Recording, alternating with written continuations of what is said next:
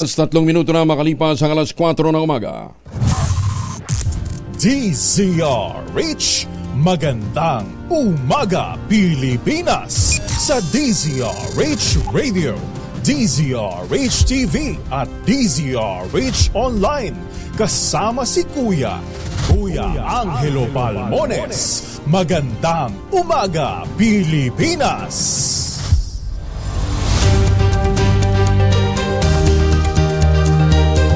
Ala, Biyernes na kaagad. 4 at 5 tayo ng Enero 2024. Magkamali pa eh. Uurong na naman ng isang taon eh. Ngayon po ay Biyernes. Sa ulo natin mga balita, fireworks-related injuries sumipa na sa 585. Pinakamataas mula 2017 ayon sa Department of Health. Alegasyon ng korupsyon sa Jeepney Modernization Program ng DOTR iniimbestigahan na ng Kongreso. Carrots ibinebenta na lamang ng piso kada kilo sa Baguio City dahil sa mababang quality ayon naman sa DA. 4 na Filipino law expert pasok sa Permanent Court of Arbitration. Sa Buanga City LGU nagpatupad ng curfew sa mga menor de edad. Negosyante pinagbabaril ng mga hinihinalang miyembro ng mga teroristang NPA sa Negros Occidental. Bagong balita, bagong impormasyon. Kasama si Kuya Angelo Palmones. Magandang umaga, Pilipinas! Kasama natin ang buong radyo natin FM nationwide, ang ating Action Radio Station sa Luzon, Visayas at Mindanao. 91.7 FM Radio sa Cebu at 94.3 FM sa Jensan. Sa detalye ng ating mga balita, nadagdagan pa ng 28 ang bilang ng mga fireworks-related injuries ilang araw matapos ang pagpapalit ng taon. Ayon sa Department of Health, sa kabuang bilang na 585 ang pinakamataas simula noong 2017, 3 rito ang tinamaan ng ligaw na bala, isang nakalunok ng Watusi. 581 naman ang nasugatan dahil sa iba't ibang uri ng paputok. Pinakamarami sa nasugatan ay mula sa National Capital Region na nasa 311 o 54%. Sinusundan ng Ilocos Region 58, pangatlong Calabarzon 47 at ang Central Luzon na may 42 cases. Wheaties, 5-star, Whistlebomb, Plapla, Boga at Luces pa rin ang nangunguna sa listahan ng mga paputok na nakadisgrasya sa mga biktima. Naiimbestigahan na ni House Speaker Martin Romualdez ang napaulap na korupsyon sa Jeepney Modernization Program ng Department of Transportation. Nagpatawag si Romualdez ng isang motu proprio investigation sa House Committee on Transportation na pinamumunuan ni Antipolo Representative Romy Acop. Hindi matapos tumanggap ng impormasyon ang tanggapan ng Speaker na posibleng na-impluensyahan ng korupsyon ang implementasyon ng nasabing programa upang matiyak na mapapangalagaan din ang interes at kapakanan kaya hindi ng mga organizer ng mga may-ari at mga jeepney driver. Siyempre, kasama din yan ang mga mananakay. Kasabay nito, nanawagan din sa Romualdez sa Department of Transportation na muling ripasuhin ang Jeepney Modernization Program at palawigin pa ang panahon ng implementasyon nito. Ipinatawag na ng House Speaker si Congressman Acop upang talakayin ang isasagawang motu proprio investigation. Ginit pa ng kongresista ng Leyte na ang jeepney ay nagsisilbing simbolo ng kultura at diwa ng bansa. Umaabot na ng 94.25% ang nakapag-consolidate ng public utility vehicle sa mga PUB para lamang sa lalawigan ng Eastern Visayas. Ayon kay Veronica Reposar, LTFRB 8 Transportation Development Office Chief, 164 na lamang sa mahigit 2,500 na jeep ang hindi pa nakakapag-consolidate. Sinabi pa ni Reposar, tanging ang mga individual operators na hindi nagko-consolidate ang hindi papayagang pumasada. Sinabi pa ni Reposar, isang Eastern Visayas sa may pinakamataas na consolidation compliance rate sa buong bansa. Tiniyak naman ng Land Transportation Office na hindi mangyayari ang 50 pesos na minimum fare sa jeep tulad ng naging banta ng Land Transport Group oras na matuloy ang PUB Modernization Program. Ayon kay LTFRB Chair Chompilo Guadis III, statistically impossible At walang sapat na batayan ang 400% na pagtaas ng pamasahe dahil lahat ng pay adjustment ay sumasailalim sa masusing pag-aaral at evaluation bago ito ipatupad. Ginawa ni Guadis ang pahayag sa harap ng babala ng commuter group at naging projection ng Ibon Foundation na posibleng maging 50 pesos nga ang halaga ng pamasahe, isa lamang sa mga magiging senaryo sa harap ng modernization program. Pinaalala naman ng Department of Transportation Undersecretary na si Guadis na ang nakalipas na pay increase ay nasa pagitan lamang ng piso hanggang 2 piso.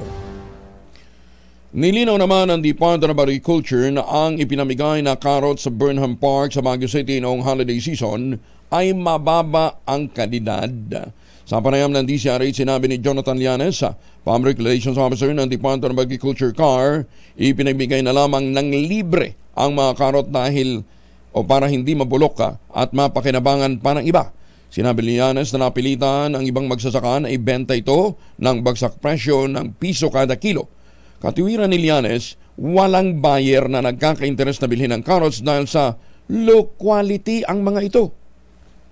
Ito yung mga reject actually, Kuyang Deo.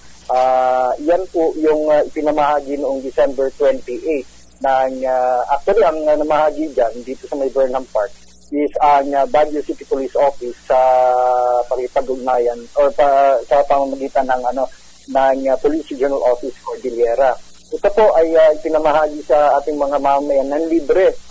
Yan po yung tinatawag nating lumpiang carrots. Kaya naman hayaang masira, mas minabuting ipamahagi po ito sa ating mga kababayan. Magandang umaga, Pilipinas! 4 na Pilipino international law experts naman ang napabilang sa Permanent Court of Arbitration, isang intergovernmental organization na nagre-resolba ng mga international dispute. Sa anunsyo ng Department of Foreign Affairs, kasama sa mga itinalaga sa Permanent Court of Arbitration sina Dr. Paul Pangalangan, Professor Cedpri Candelaria, Dr. Antonio Gabriel Labinia at Philippine Ambassador Eduardo Malaya. Si Pangalangan ay dating judge sa International Criminal Court mula 2015 hanggang 2021, isang law professor ng University of the Philippines. Si Attorney Candelaria naman ay law professor ng Ateneo de Manila at Chief of Office ng Research, Publication and Linkages Office of the Philippine Judicial Academy. Dating membro naman ng PCA Specialized Panel for Arbitrators and Experts.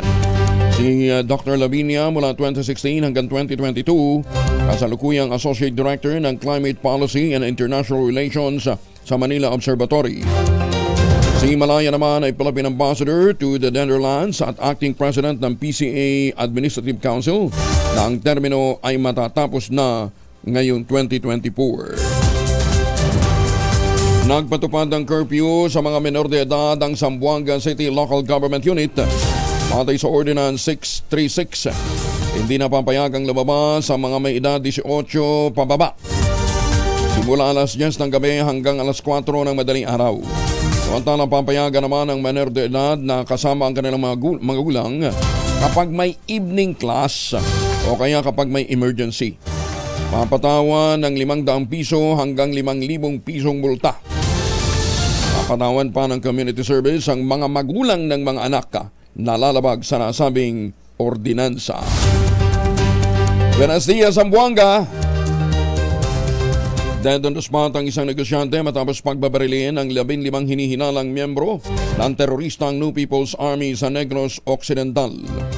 Kinilala ang biktima na si Jubini Sarona, 43 anyos, may-ari ng isang lumberyard sa barangay Bugang, Toboso.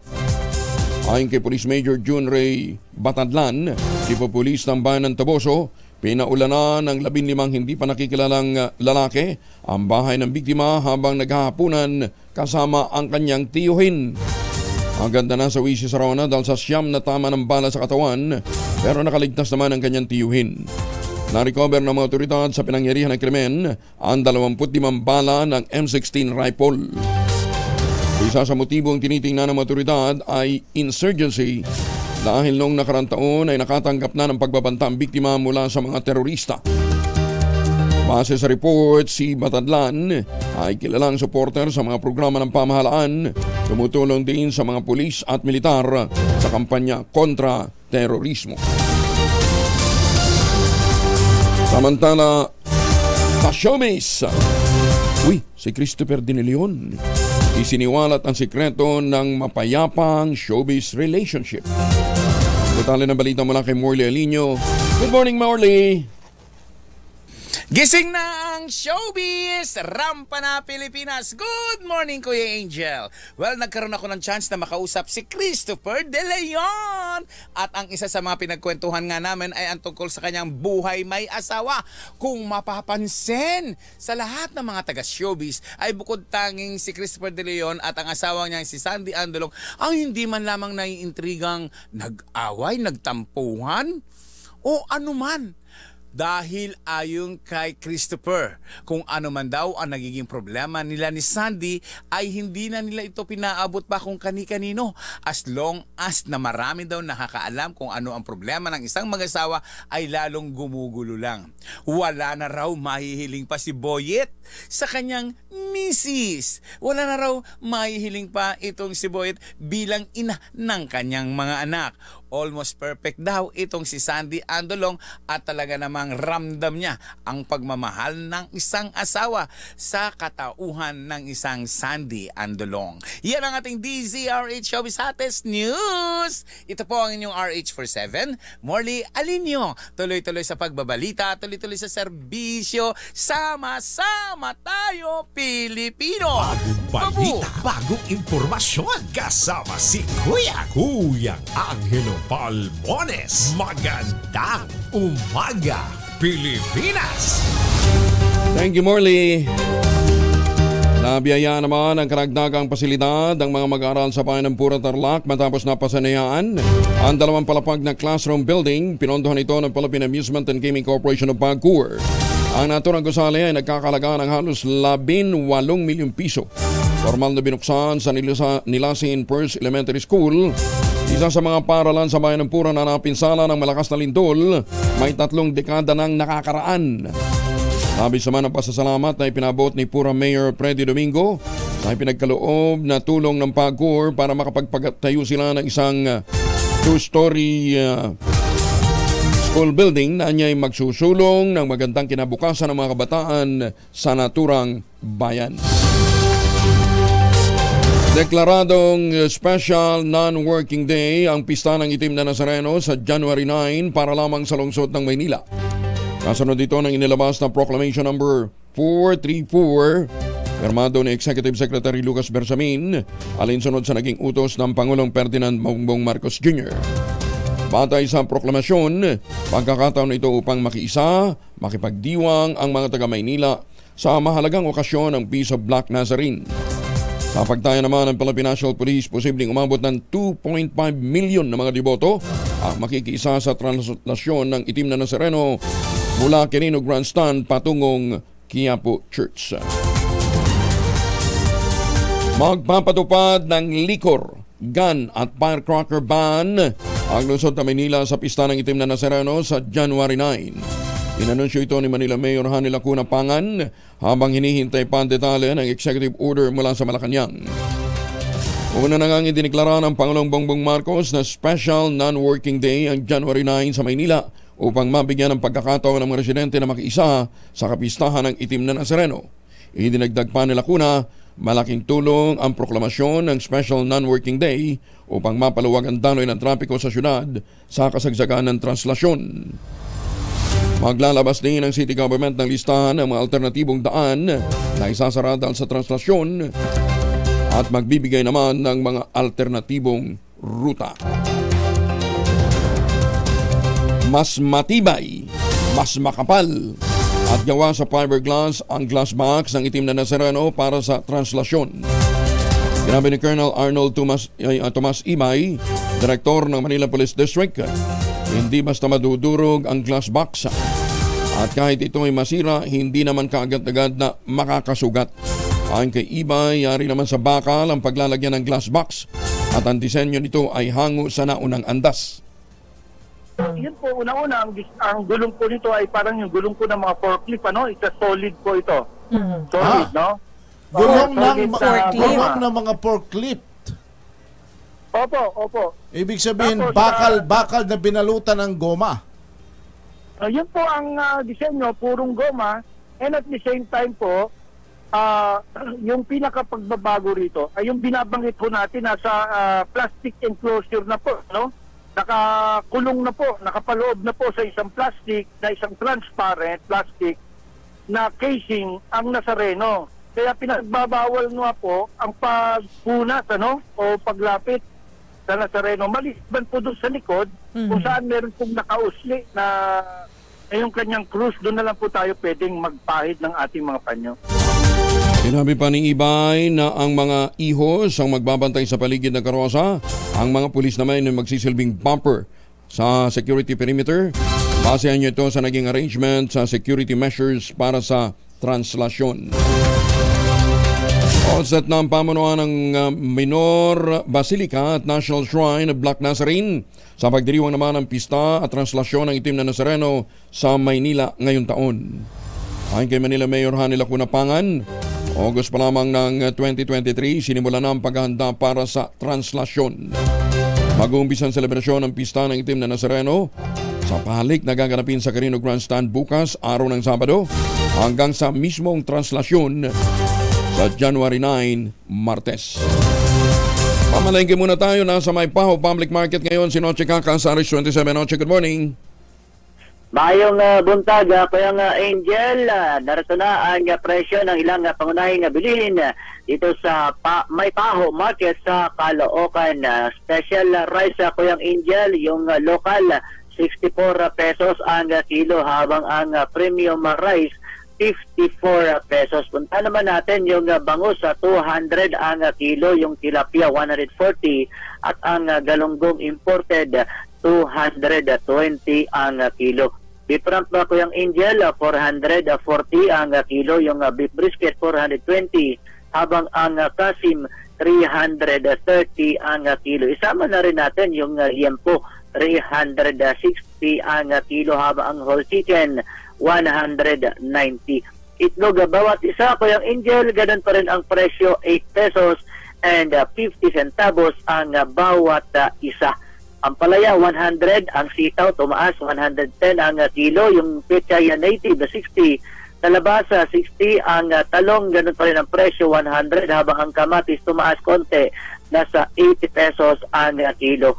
Ang carrots naman na Kuyang Angel 120 ang kilo, habituelas yung tinatawag na Baguio beans 120, white potato 160 ang kilo, pechay Baguio 70, sayote 60 pesos, at ang sibuyas sa pula Kuyang Angel, yung local 190 ang kilo, white onion imported 140, habang ang garlic imported rin 160 ang kilo. Kalamansi 90, lakatana 90, latundan 65, ang papaya solo 60 pesos, habang ang mangga 200 ang kilo.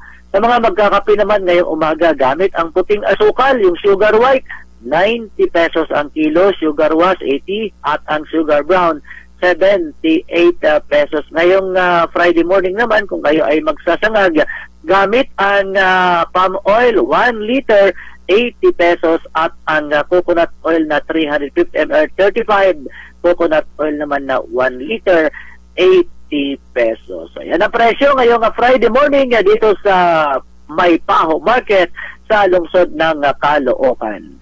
Mula sa Kananan sa Pilipinas, DCRA. Ako si Natikakasol, tuloy sa pagbabalita, tuloy-tuloy sa serbisyo. Sama-sama tayo, Pilipino. Daghang salamat, Noche. Ganda umaga, Pilipinas! Ay, teka muna. Happy birthday kay Jackie Serrano, ang misis ni Francis Serrano. Ayan, Jackie, happy birthday. Pero alam mo, Meron pang isang magbe-birthday na babatiin natin ngayon, ha? Si Francis Serrano mula sa RHTV. Pero mga mamis, laundry day today, ha? Kunot-no ka ba kapag makapit, madikit at malupit ang mancha? All you need is Pride. Ba't mapahirapan ang self ko sa Pride? Easy at worry-free naman ang laundry. Sa triple stain away formula, tanggal ang matitinding mancha based on test. Sa chocolate, mud, and sebon and cotton, gawa po ito ng ACS. Last year po, sa resulta ho ng PISA, para ho sa Science and Math Education, o sa STEM, kulelat na naman ho ang Pilipinas. Hindi naman kulelat. Nag-improve naman tayo ng konti, pero nasa bottom pa rin ho tayo kung tutuusin, Ano nga ba ang mga ginagawang intervention ng private sector? Lalong-lalo na ng Catholic Educational Association of the Philippines. Isa ho sa mga miyembro ng Catholic Educational Association of the Philippines ay ang Notre Dame University of Notre Dame Djangas University. Ito, producer ho ito ng producer ito ng mga top-notcher sa Teachers Board, nursing, law school yata, meron na rin, at saka sa engineering. Kasama natin ngayon ang nagdiriwang ng kanyang, huwag na natin sabihin kung ilang taon, basta nagdiriwang ng kanyang birthday. Ang presidente ng Notre Dame of the Djangas University, si Brother Manny De Leon. Principal po namin ito nung high school. Brother Manny, kumusta ka na? Ganda ng bedroom voice mo. Parang apektado ba yan ng long holidays? Apektado pa ng Christmas? Apektado pa ng long holiday. Brother Manny, happy birthday ha. You're now turning 50? 51? Maski baliktarin ko pare, 66 Okay. Pero anyway, paano to? Hindi naman halata After 65, compulsory retirement. Extra bonus na ito every year. Ganun ba? Sa inyo, mandatory din ang 65, mandatory retirement. Wala, batas yun eh. According to Republic Act 65. Ganun ba? 74 ba yan? 74, ano yun? Applicable pala yan sa mga private institutions? Brothers, walang retirement. Perpetual. Pero hindi kayo pwedeng mag-handle na ng responsibility? Beyond 65? Pwede. Pwede naman. Hindi, tsaka hindi ka pwede mag-retire. Ang dami mo ngayon hindi pa pwede. Hindi pwede. Ngayon pa lang na lumalakas na ang mga programa po ng educational program ho ninyo para po sa iba't ibang mga kurso. Di ba meron na rin kayong law school diyan? Sa Marbel, yung sister school natin. Marbel. Which is 1 hour away. Okay. They had their first batch of law graduates. At magandang 98% passing magaling average. Ang nursing sa inyo? Ang nursing 98%, parang dalawa lang yung bumagsak eh. Magaling. Wala ka pang medical school diyan? Wala. Wala, hanggang nursing lang. Engineering? We have engineering, architecture, IT. We have of course meron tayong multimedia. Kaya gusto kong i-develop yung yung creative arts. Galing. Oo. Hindi, pero AI ang direksyon natin ngayon. May programa din sa technology yan, mga robotics, ganyan. May robotics ka na rin? Meron sa high school pa. Galing. Si Brother Manny din po nag-introduce ng iba't ibang mga programa dyan po sa Notre Dame of Kidapawan College. Kailan ba magiging university yung Kidapawan? Medyo matagal pa. Malaki pang bubunuin. Malaki pang requirement. Mahirap yung requirements ng university ngayon eh. Okay. I think Kidapawan is best to become like a community college. Yan naman yung vision namin eh. You don't have to be a university to be a good school eh. Actually, oo. Ang dami mo na rin na-produce ng mga abogado at saka mga doon. Yung mga undergraduate program, pagpunto ng mga malalaking universidad, nagtatap din, di ba? Isa sa pinakamagaling na teacher ho ng law ng UP, si Attorney Dan Calica, produkto ni Brother Manny. Nung siya po ay principal ng Notre Dame of Kidapawan Boys. Ganyan kagagaling ang produkto ni Brother Manny. Anyway, brother, doon ho sa PISA ng 2023, parang hindi man lang umaangat ang ating sa pananaw ng iba ng ating educational status, lalo-lalo na sa STEM program. Ano bang intervention ang pwedeng gawin dito ng mga private institutions? Kasi sa inyo walang problema eh. Take for example yung batch namin. Doon sa batch ho namin ng high school na sinubaybayan ho ni Brother Manny, ang daming kumuha ng engineering, ang daming kumuha ng medicine, mga STEM-related courses. Ako lang yata yung napalayo eh. Biglang hindi, pero economics naman eh. Nasa economics. So, Brother Manny, anong pwedeng gawin ng CAAP to improve yung ating performance? Well, I think siguro yung gobyerno natin, yung DepEd, will have realistic evaluation of the educational program of the country. Although merong grupo ngayon nagsasabi na yung problema natin, even the result of PISA, is not only a problem of education, it's a problem of the whole country. Okay. It takes a village to educate a child. So, siguro malaki yung babaguhin natin the way we run the country. Kasi, kanyan may domino effect. For example, bakit mayroong learning poverty? Learning poverty. Anong learning poverty? Connected to. Paki-elaborate, brother, ang learning poverty. Ngayon, actually, mayroong study na yung mga bata, may stunting period eh. Dahil doon pa lang sa conception, yung nutrition ng mother, may epekto na doon sa bata. Mm-hmm. Then, after ipinanganak, tapos yung nutrition needs hindi na satisfy, pagdating ng a certain level, maybe 9 years old, stunted na yung utak ng bata. Maski ano pang intervention ang gagawin mo, stunted na. Mm-hmm. So mayroong ganung study. So siguro pag-aralan talaga yung cause ng poverty sa ating educational system. At bakit may poverty? Well, meron ng pinanggagalingan yan. Corruption, sa gobyerno. Meron na tayong first 1,000 days, Yung first 1,000 days covers from panahon ho ng pagbubuntis ng nanay. So will not suffice? Kulang ba yung intervention na yon? Kulang eh. I do not know. I don't have the scientific basis for claiming anything. Pero mayroong ganong claim eh, I think sa EDCOM 2 na pag-uusapan na yan na malaking effect ng nutrition sa mental growth ng bata. Oo. Ang pinag-uusapan natin, mayroon pang problema tayo sa yung teacher, yung contact hours ng teacher sa mga bata. One is, yung mga bata hindi nakakapasok dahil walang laman yung tiyan. Gutom. Okay. Hindi nakakapasok. Pero the system, you have to pass them even if they are not able to attend classes and pass. So mayroong ganung system sa education that if you are a teacher, you are responsible for every child. Kung ikaw naman ay may 60 students in a classroom, ang hirap i-follow up yan, di ba? So may congestion na sa classroom, congestion sa schools, congested pa yung ating curriculum. Tapos yung mga teachers, they do other things other than teaching. Okay. Which is far different sa mga private institutions. Actually, yan ang nangyayari sa public schools eh.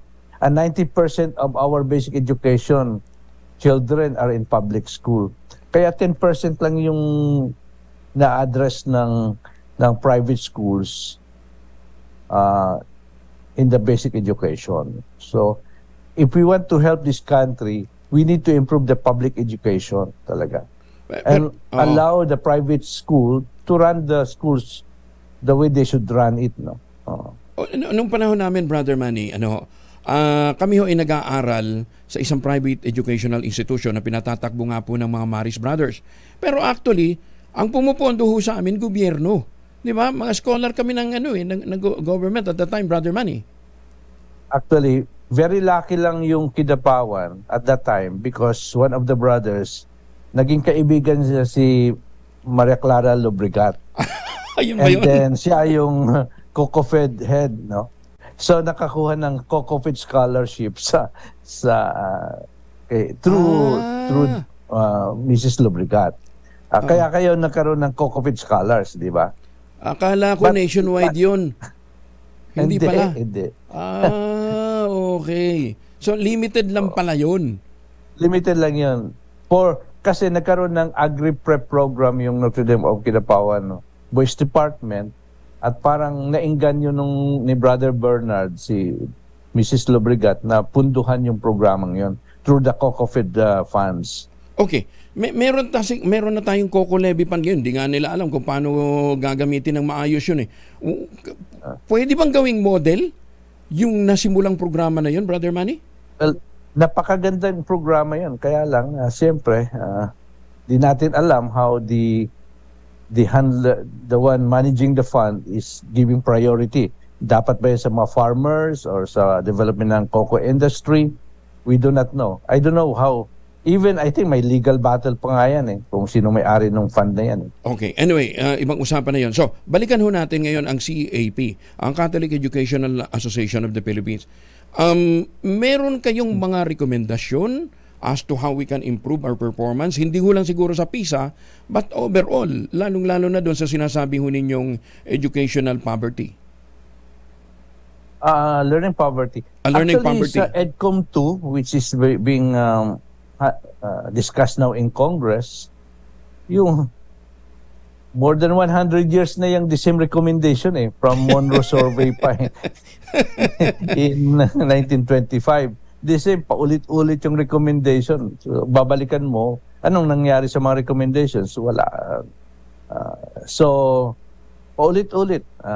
Ngayon, I do not know. Although sa AAP is actively involved in the consultation process, may participation naman kami doon sa EDCOM 2 at pinapakinggan naman. So, ang sinasabi doon talaga yung teachers training, napakahalaga.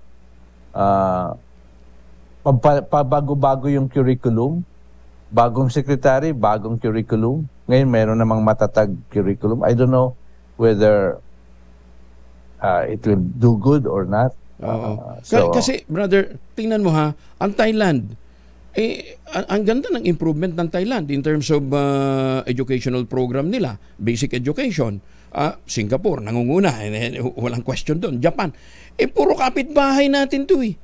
Bakit tayo napag-iwanan nung mga early years? Problema, Angel, na-identified naman na yung mga educational planners, curriculum planners, they are in Manila. Pero they design parang isang package to be applied to the whole country. Hindi naman pwedeng ganun eh. Dapat may participation yung regions in the development of the curriculum. Kasi yung situation sa Luzon is different from the situation in Mindanao. So if you develop a curriculum that one size fit yung curriculum, makakaproblema. And there are different layers. From DepEd, bababa sa region, sa division, sa schools. So maraming mga layers. And so efficiency is affected, no? Brother, ang secretary ngayon, malaking sulit. Ang secretary ngayon ng Department of Education, si Vice President Inday, taga Davao, taga Mindanao. Nagkaroon na ba ng audience ang CAP, ang Catholic Educational Association, kay Secretary Inday, kay VP Inday? I'm sure mayroong mga pagkakataon na may conversation with DepEd, no? Pero I think I don't know the bureaucracy kasi education is the biggest bureaucracy in this country. Yeah. But again, sabi nyo nga 1925 po yung mga reforma di ba? Magwa 100 years na kaya pala tayo napag-iiwanan ng ating mga kapitbahay kasi hindi tayo nag-i-improve even then. Di ba? Yeah. Na-diagnose natin ang problema. May alam na natin ngayon yung learning poverty. Pero ang intervention kulang. It's not putting up schools eh. Hindi sapat ho na magtayo ka ng eskwelahan o magdagdag ka ng classroom o maglagay ka ng bagong libro. It's more of addressing yung capacity ng bata na matuto. kung yun ang gusto nating i-address sa Brother Manny. Actually, talaga yung focus dapat the child. The child should be the focus of education, no? Hindi yung kung anong ibibigay na formula or ito yung susundin ninyo. I think it should be a child-centered education kung ano yung need. No? Kasi kung minsan nangyayari, to satisfy the national office, regional office, gagawa ng magandang report, pero doctor na padded na yung mga reports. Anyway, sige. Brother, thank you for those wisdom. Maraming salamat. It's really great na naririnig ho namin yung mga pananaw ng isang napakagaling. Ano ba ito 10 Outstanding Young Men Awardee si Brother Manny nung siya po ay nandyan sa Notre Dame of Kinapawan for Boys. Sa Marikina tayo nun. Nasa Marikina ka na ba nun? Marikina tayo nun. Pati si PGM Wick Biloso na produkto ng Notre Dame of Marikina Maris di ba? Maris School sa Marikina proud na proud ho sa inyo, Brother Manny. Anyway, birthday ho ninyo ngayon. Ang sabi ninyo, meron kayong i-offer na isang napakagandang programa. Birthday for a cause. What is that, brother? Well, dito sa Jensen, we have a brother here na 81 years old na. 81 or 82. Na he spent his life caring for the street children ng Jensen. And part ng South Cotabato or Soc-Sargent area.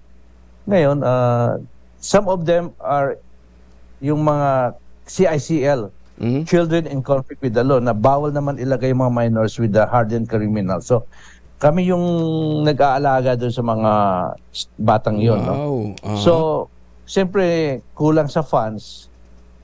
Wala namang support ang government. So, we are appealing na on my birthday, na yung aming mga empleyado, mga estudyante, mga parents, magbigay ng commitment na supportahan natin yung Home for the Street Children, Marceline Home. So, kaya yun yung ating gagawin paano ho kami tutulong, brother, dito sa advocacy-yang ito? Actually, you can get in touch with us or through you. Meron tayong yung commitment form na pifill upan. So, it could be in terms of money or cash or in kinds. Pwede namang mag-donate ng bigas or canned goods or even used clothing or money. Brother, may website kayo o pwede through sa gift ka? O pwede silang, kasi halimbawa yung mga nakikinig at mga nanonood sa atin abroad na gustong suportahan itong napakagandang programa. So po pwede through the website ng Sagip Ka Foundation? Actually, siguro mas maganda yung website ng Notre Dame of the Jangas University. Okay. Medyo para iba naman iba naman yung programa ninyo sa Sagip. Notre Dame of the Jangas University. Kasi kinokonek ko itong university doon sa programa kasi responsibility naman ng university to look into the needs of the children at risk.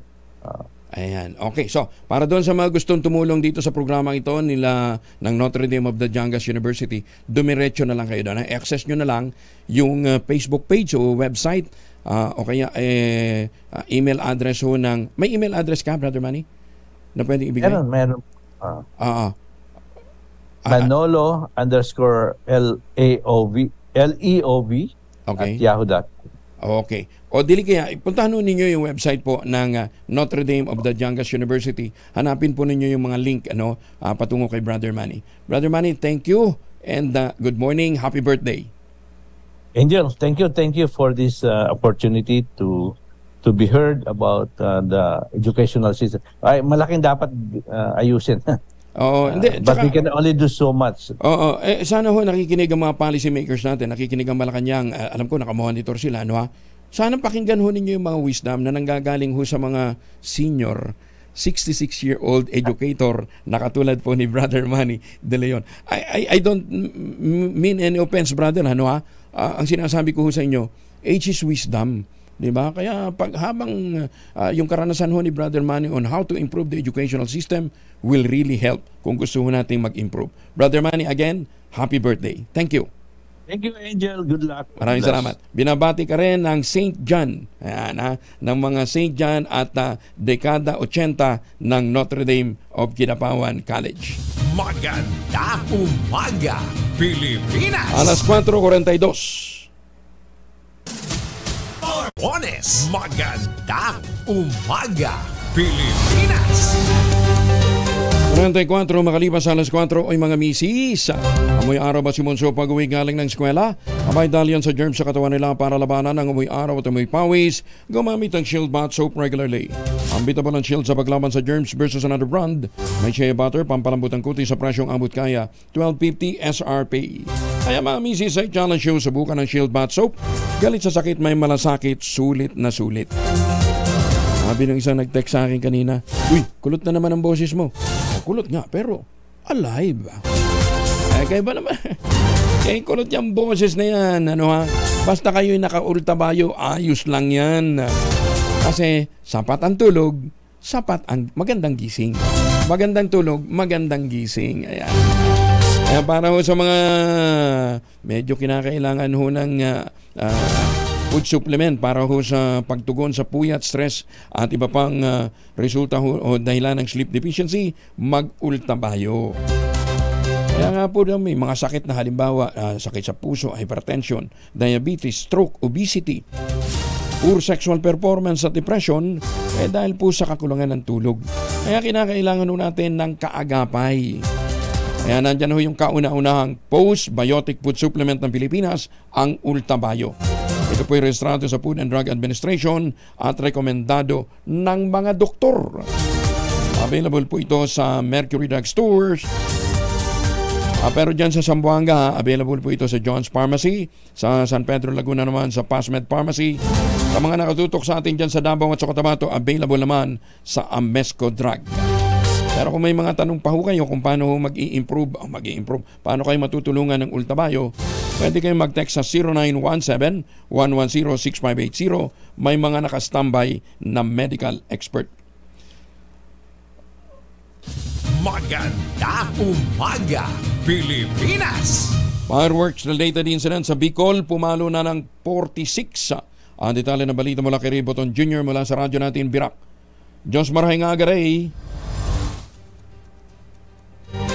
Ang fireworks-related incident sa Riyong Bicol. Sa pinakauling datos ng Department of Health Bicol, umpisa Disyembre 21, 2023 hanggang Enero 3, 2024, umakyat na sa 46 ang bilang ng naputukan sa Bicol. Ayon sa nasabing ahensya, tumaas ng 130% ang bilang ng biktima ng paputok ngayong taong 2024 kumpara ng nakarang taong 2023 na may bilang na 20. Karamihan sa mga nabiktima ng paputok ay mga lalaki na may edad 7 hanggang 12 taong gulang.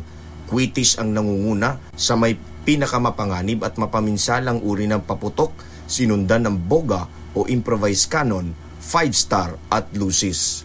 Mula sa kauna-unang radyo sa Pilipinas, DZRH, ito si Rayboton Jr. Tuloy-tuloy sa pagbabalita, tuloy-tuloy sa serbisyo. Sama-sama tayo, Pilipino! Mabalos Ray, maraming salamat. 18 anyos na lalaking out of school youth nasawi naman matapos tumalon sa hanging bridge sa La Trinidad, Benguet. Bakit naman siya nag-suicide?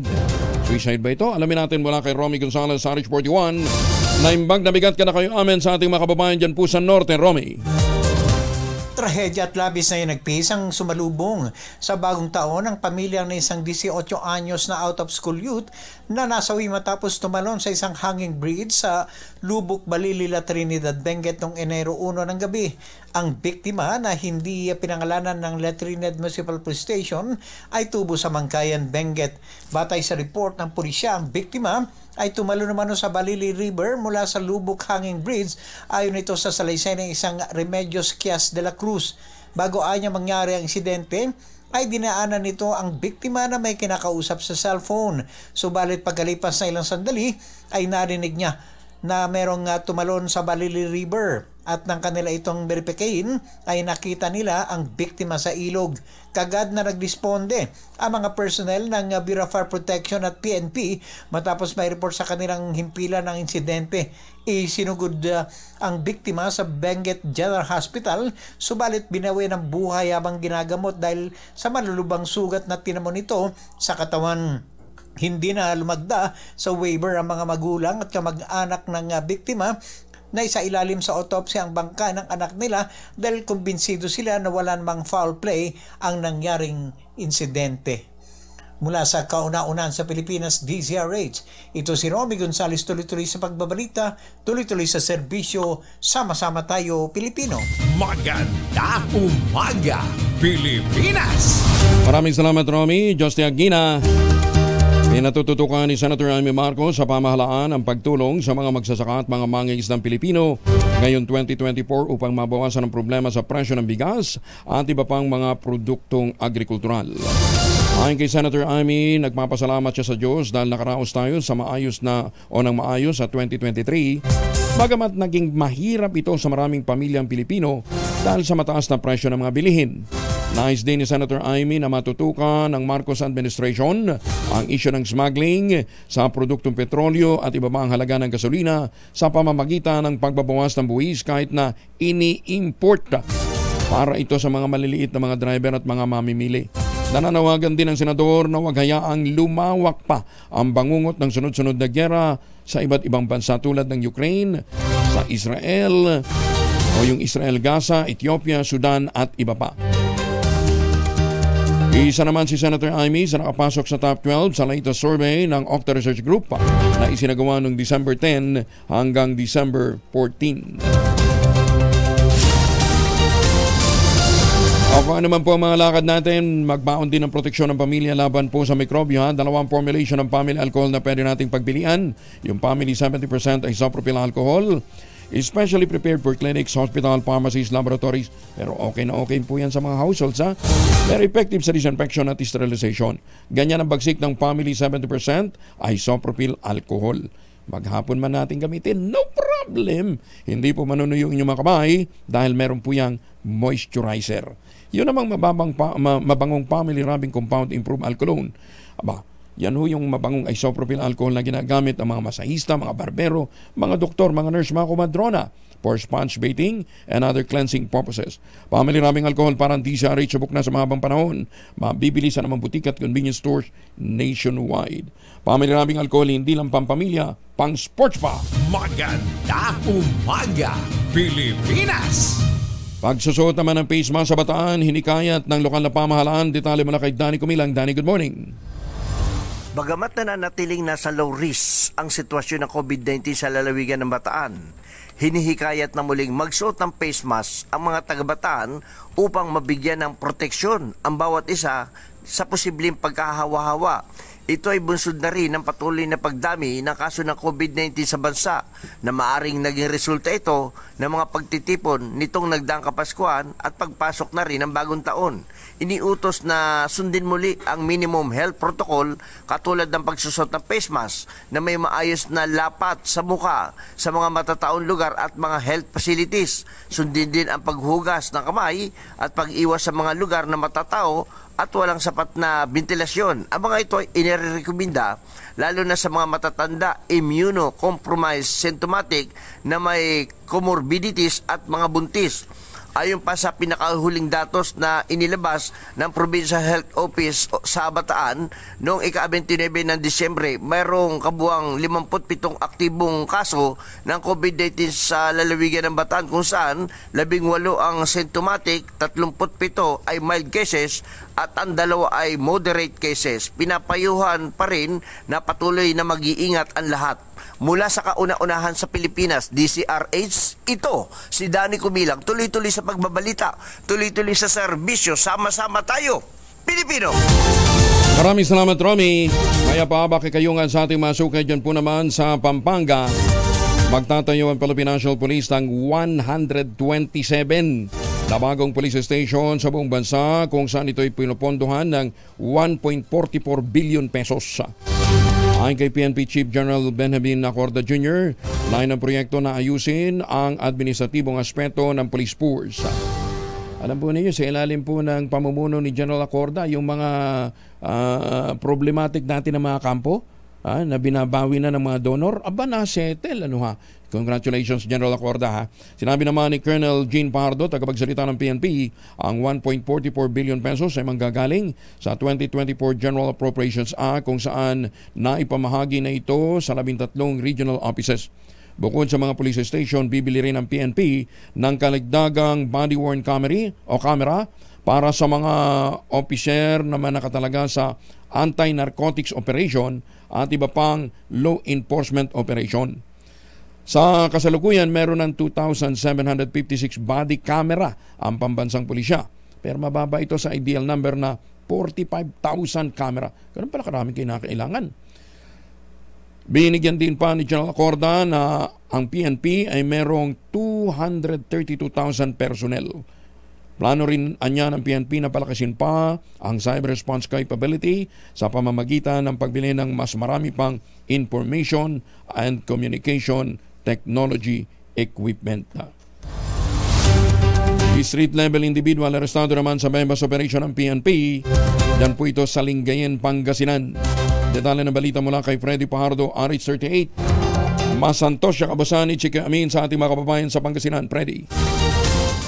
Tiklo ang isang street level individual drug personality sa Lingayen matapos itong magbenta ng shabu sa miyembro ng Drug Enforcement Unit ng PNP kapalit ng mark money. Sa ulat ni OIC Chief of Police Lieutenant Colonel Vicente Castor Jr., nagsagawa ng bypass operation ang kanyang mga tauhan sa Drug Enforcement Unit alas 10 ng gabi sa Barangay Kibaol kung saan dito nakipagtagpo ang suspect na si Terence Season, street level individual, 38 anyos at residente ng Hakuba Street, Barangay Poblacion, Lingayen. Gamit ang mark money, isa sa mga pulis ang nagkunyaring bayar at binentahan ito ng suspect ng isang plastic sachet ng shabu at nang palitan na ng droga at pera, agad itong inaresto. Nang i-body search, 3 pang plastic sachet ng shabu ang nasamsam sa suspect. Sa ngayon nasa custodial facility ito ng Lingayen Police Station at naharap sa kaso ng paglabag sa Republic Act 9165 Comprehensive Dangerous Drug Act of 2002. Mula sa Action Radio Pangasinan, ito si Freddy Pajardo, RH38. Tuloy-tuloy sa pagbabalita, tuloy-tuloy sa serbisyo. Sama-sama tayo, Pilipino. Maraming salamat, Freddy. Oy, sa mga hypertensive kayo ho ba'y may hypertension?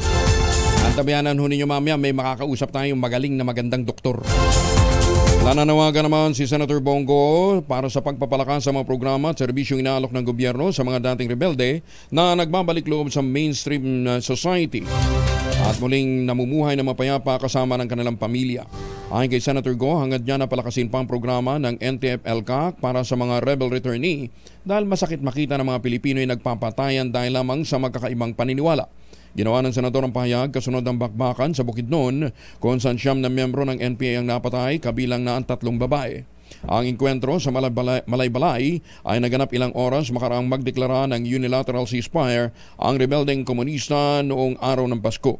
Ito naman ang nagtulak kay Senator Go na igiit ang pagpapalakas ng programa tulad ng Balik Loob Program na nasa ilalim ng pamamahala ng National Task Force to End Local Communist Armed Conflict o NTF-ELCAC.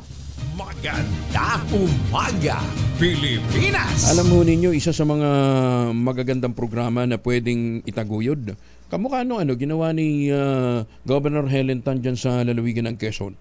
Di ba dati, problema yung Quezon isa yan sa mga highly infested area. Pero pinalakas ang loob ng mga magsasaka. Kaya nga yung mga magniniyog dati na umaasa lamang sa kopra, ngayon mga MSMEs na, kaya naging insurgency free po yung lalawigan Pinalakas po ang sektor ng pagsasaka sa pamamagitan ng pagpapasok ng mga programa. Katulad nga po ng pagkakot ng mga magagandang planting material ng kakao sa Davao, dinala po dyan sa lalawigan ng Quezon. Tapos inimbitahan pa yung mga expert. Kasama sa mga inimbitahan dyan si Jack Sandiki, yung kakao expert ng Mindanao. Oo. So ngayon po ang mga magniniyog dyan po sa lalawigan ng Quezon ay meron ng mga produktong katulad ng tangerine chocolate. May mahigit 10 variants po ang tangerine chocolate na ang mga raw material ay galing din po sa ani ng mga magsasaka. Available po yan sa 0919-095-5935. Palakasin po natin ang loob ng ating mga magsasaka, ng ating mga magniniyog sa pamamagitan ng pagsuporta o pagtangkilik sa kanila pong mga produkto katulad nga po ng tangerine chocolate. Ayan tangerine chocolate available sa 0919-095-5935. Ang sabi nga po ni Dr. Helen Tan, sino bang magmamalasakit sa kapwa Pilipino kundi tayo din pong mga Pilipino. Kaya tangkilikin natin ang gawang atin. Maganda umaga, Pilipinas! Karagdagang pondo ibibigay naman sa National Housing Authority para sa housing unit ng mga dating rebelde. Ito po sa San Isidro, Leyte. Detalye ng balita mula kay Jimmy Angay-Angay, RS32 Jimmy. Dagdag na pondo sa mga housing units para sa mga former rebels sa San Isidro, Leyte ibibigay ng National Housing Authority. Pahayag ito ni NHC Regional Manager Constancio Anteñero sa isang panayam. May 400 mga housing units ang tatayuan ng NHC katuwang ang provincial government ng Leyte. Nagkakalagang 400,000 pesos ang kada isang duplex house. May tubig na at kuryente ngayon ng mga housing units. Mas malaki ang naturang proyekto sa Yolanda Housing Projects. Sa kasalukuyan, dadownload na ng NHA ang 50 million peso halaga ng pondo sa provincial government ng Leyte para sa completion at may nauna na dito na 100 milyong pisong halaga ng pera. Mula sa Action Radio Tacloban, ito si RS32 Jimmy Angay-Angay. Tuloy-tuloy sa balita, tuloy-tuloy sa serbisyo, sama-sama tayo Pilipino. Dagang salamat Jimmy. Okay, magandang umaga sa mga taga Antipolo City at sa mga suki natin dyan sa Irusin, Sorsogon. Diyos marhay nga aga. Posibleng maharap sa habang buhay na pagkakakulong ang kontrobersyal na televangelist na si Pastor Apollo Quiboloy at mga kapwa nito akusado kung mahatulang guilty sa kasong sex trafficking, marriage fraud, cash smuggling at iba pang federal offense sa Estados Unidos. Nakikipagtulungan ng 5 federal prosecutor at iba't ibang ahensya ng Estados Unidos sa Federal Bureau of Investigation upang mapatibay pa ang kaso laban kay Quiboloy at sa mga kapwa akusado. Kasama ni Quiboloy sa kaso si Teresita Tulibas Dandan, Helen Panilag, Pelina Salinas, Gia Kabuktulan, Marisa Dueñas, Armanda Estopare, Bettina Padilla Roses at Maria De Leon. Si Quiboloy ang leader ng Kingdom of Jesus Christ na pininiwalaang nagtatago sa Pilipinas. Nagpalabas na po ang FBI ng most wanted poster ni Quiboloy noong 2022. Batay sa inilabas na impormasyon ng U.S. Attorney's Office sa Central District ng California, merong 5 sex trafficking charges laban sa grupo ni Quiboloy. Ang bawat isa ay may karampatang parusang 15 taong pagkakakulong at isang posibleng habang buhay na pagkabilanggo. Batang atleta naman sa Malabon nakasungkit ng silver medal sa 10th Philippine National Games o 14th Batang Pinoy Games 2023. Detalye mula kay Edwin Duque, Aris 23. Edwin. May buntag ko yung Angel, nasungkit ng batang Tagalungos Malabon na si Jetro Montejo ang silver medal athletic championship shot put event nitong nakatapos lamang ng 10th Philippine National Game o 14 Batang Pinoy 2023. Tumanggap na din ng parangal mula sa Malabon de Dios ang batang atleta dahil sa ipinamala sa itong husay at dedikasyon sa larangan ng athletic kung saan ay nagdala ito ng karangalan di lamang sa kanya sarili kundi pati na rin sa buong lungsod. Ay ni Bergen ni Sandoval, ikinagagalak nito ang pagiging aktibo ng mga kabataang atleta sa lungsod ng Malabon kung saan ay hindi lamang man ito ang unang pagkakataong taga Malabon ang nakasungkit sa karangalan mula sa ibayong dagat. Mula pa rin sa kanal sa Pilipinas, Dizaray sa Kusar 23. Edwin Duque, tuloy-tuloy sa pagbabalita, tuloy-tuloy sa serbisyo. Sama-sama tayo, Pilipino. Dagang salamat, Edwin Duque. Para ho doon sa mga nag-aantabay na mga inaanyayahan natin kanina na mga hypertensive, ano ha? Aha!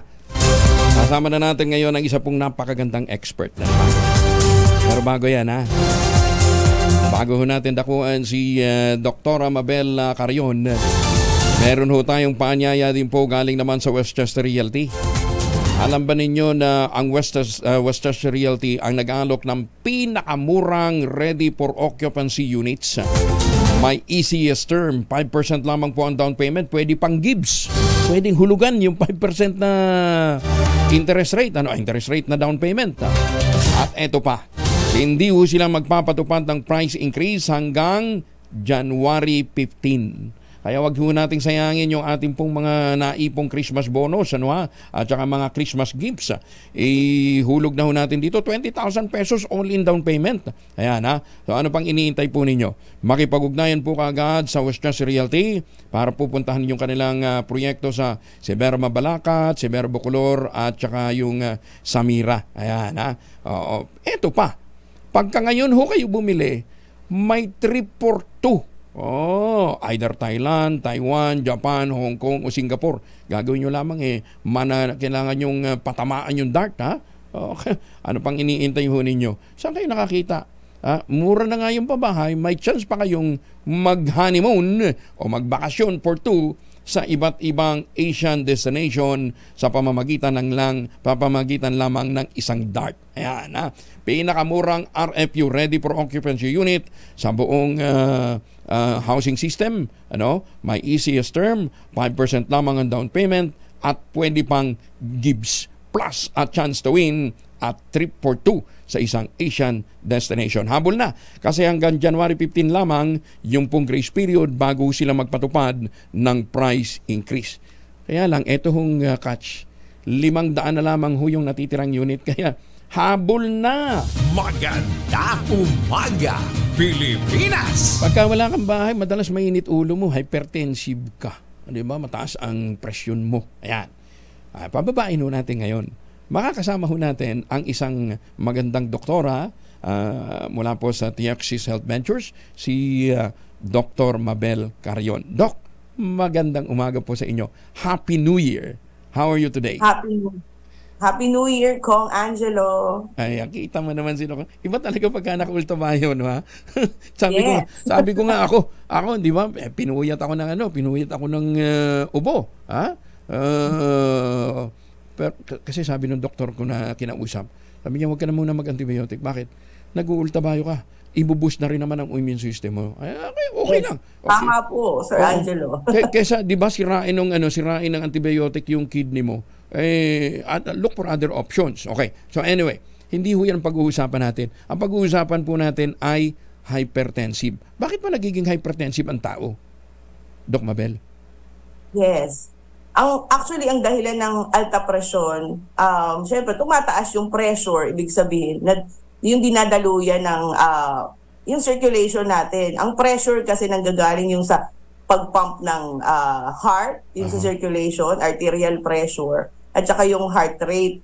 Yan, tumataas ang blood pressure pag laging stressed. So, tumataas. May mga hormone na nagkukos na tumataas yung blood pressure. Pwede rin pagpuyat, pag hindi sapat yung tulog mo, hindi talaga nakakababa ng blood pressure, tumataas pa yung blood pressure mo. And syempre, kung genetically it runs in the family, yun, pwede ka rin magkaroon ng high blood pressure. Hindi, pag sinabi ninyong genetically, ibig sabihin, bata pa lang hypertensive na? Actually, marami pang ibang causes. Pwedeng may problema sa bato, yung kidney problem. Oo. Kaya merong ibang problema kasi nga sa arterial pressure yun or sa ugat.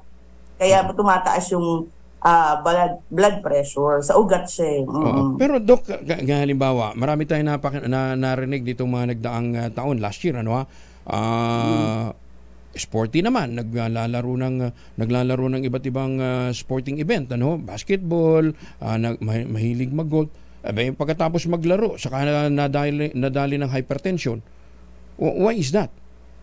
Ano yun? Yung pong sumobra, yung pagod. Sometimes po kasi hindi alam ng tao, alam kasi nila, di ba, sporty sila, fit sila, hindi nila alam may limit.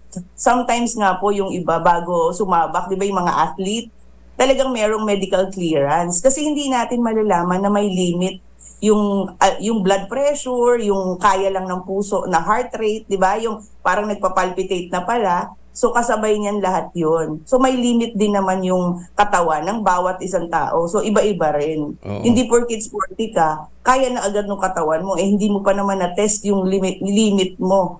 Yung pala, hanggang dun lang yung kaya mo. So yun yung nagiging dahilan kung bakit nagugulat yung iba.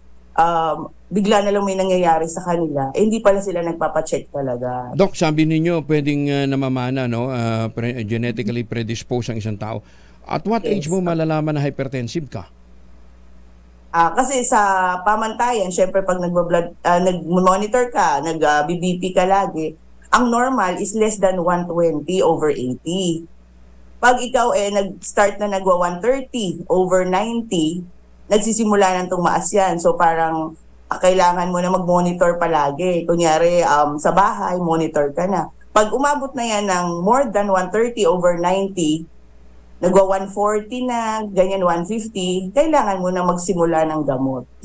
Doc, halimbawa, as you age kasi, di ba, talaga namang tumataas din yung, blood pressure mo, yung normal na blood pressure mo.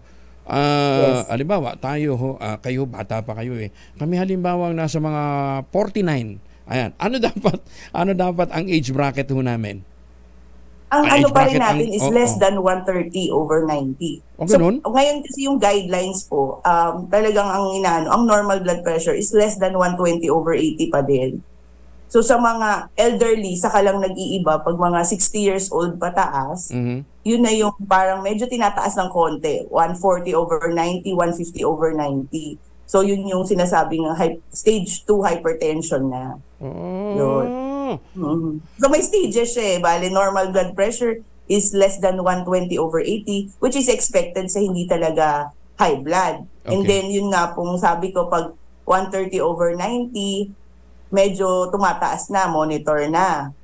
Magbabago ka na nun, mag-exercise, ibahin na yung kinakain, ganyan. Tapos yun, high blood ka na talaga, stage 1 pag more than 130/90, tapos pag tumaas pa doon, more than 140/90 na, mag-stage 2 na. Sabi ng isang texter natin, stress and carbohydrates are causes ng hypertension.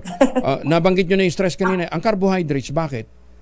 Actually, carbohydrates is related naman sa diabetes kasi nakakataas ng sugar.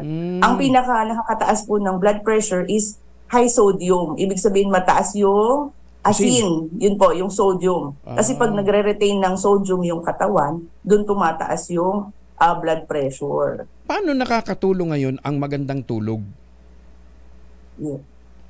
Yung magandang tulog, nakakatulong talaga. Kasi kunyari po, pagod, stress, or puyat, nare-reset ulit yung katawan Pag nagkaroon ka ng quality, yung sapat at maayos na tulog, nare-reset yung katawan. Yung mga hormones na nagkukos na tumataas yung blood pressure, tumataas yung sugar, bumababa sila pag tama yung tulog mo.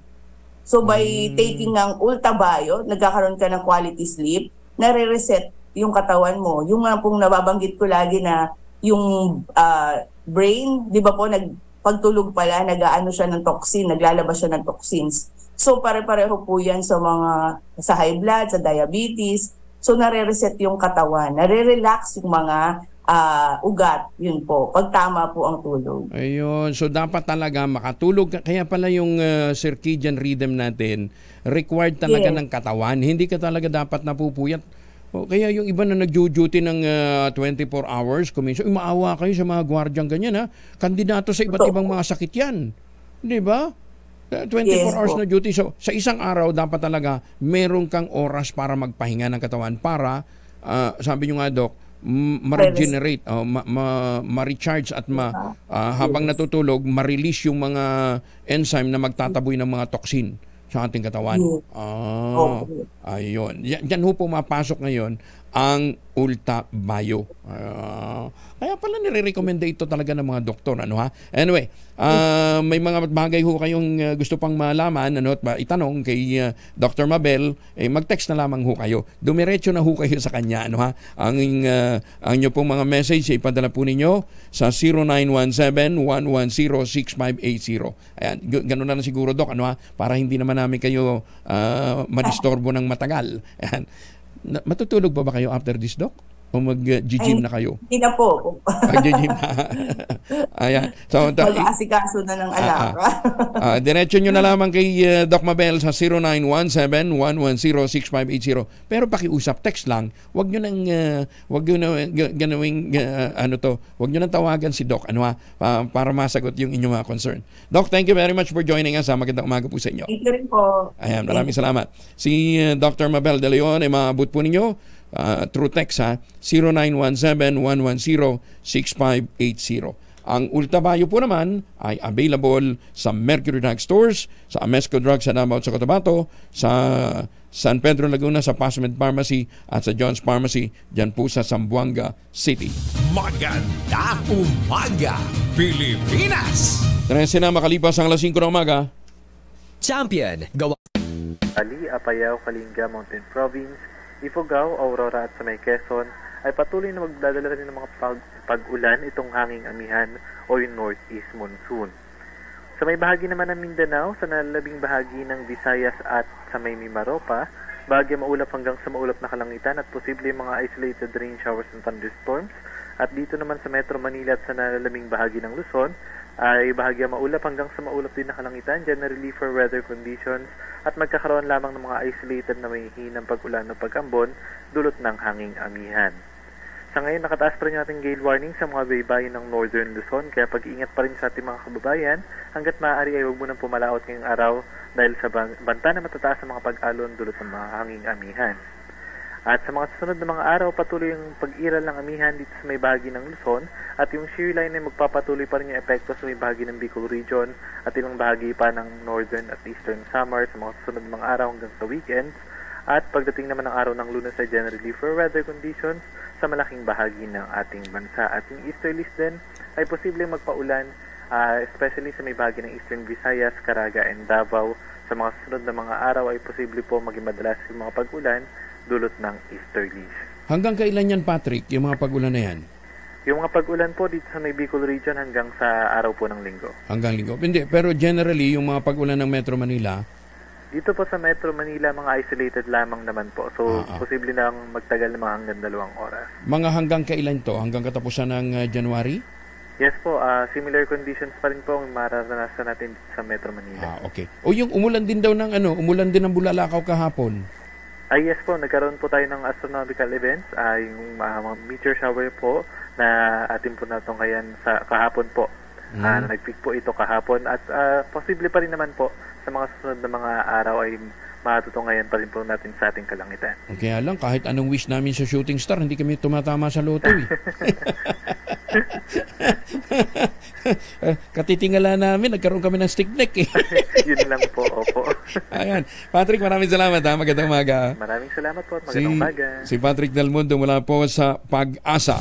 Magandang umaga, Pilipinas! At dyan ho sa mga taga-Bicol ha, magiging maulan ho ang lagay ng panahon natin sa mga susunod na oras kaya dahil po sa shear line.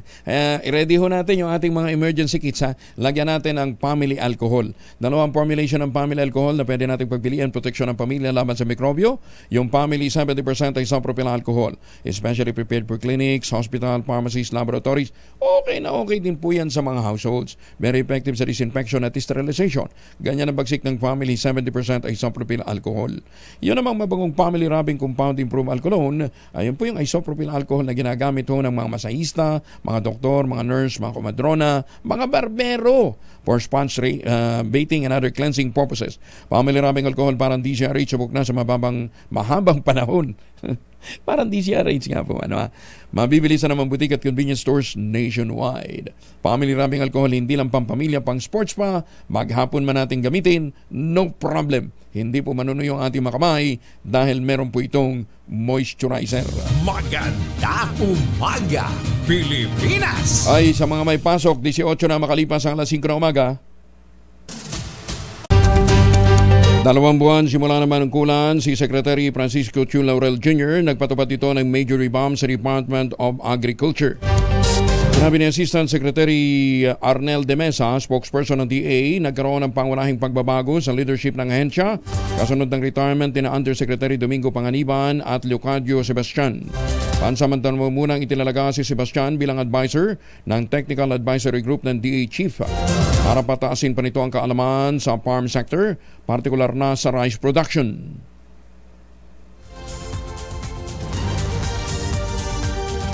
Naglabas po kahapon ng mga special orders. Ito po yun. para po doon sa initial reorganization sa Department of Agriculture. Si Yusek Panganiban po ay noong December 31 po ay nagpaalam na sa ating Pangulo. Si Yusek Leo po nabanggit po sa opisina kahapon ay hanggang January 31. Yung iba naman po ay ni-reassign lamang ng mga Yusek sa ibang position. Ayun.